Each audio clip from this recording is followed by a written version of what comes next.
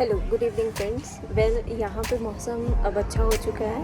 हम लोग कहीं बाहर आउटिंग के लिए जा रहे हैं, तो हम जहाँ पे भी जाएंगे मैं आपको सब दिखाऊंगी कि आज हम अपने बच्चों के साथ कहाँ जा रहे हैं। So let's come with me.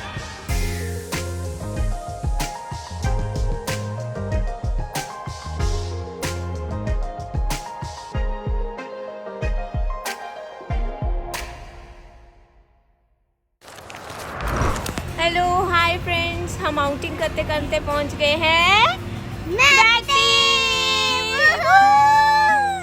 So we are going to enjoy French fries.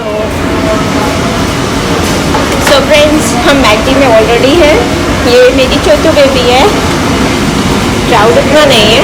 तो वैसे भी कोरोना की वजह से बहुत सी चीज़ें बदल चुकी है, क्राउड बहुत कम है यहाँ पे। जिस तरह से हम लोग मैकडी में टूर करते थे उस तरह से आज इतना क्राउड मुझे यहाँ पे दिख नहीं रहा है।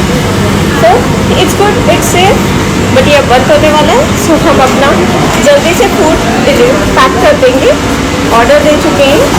So let's eat.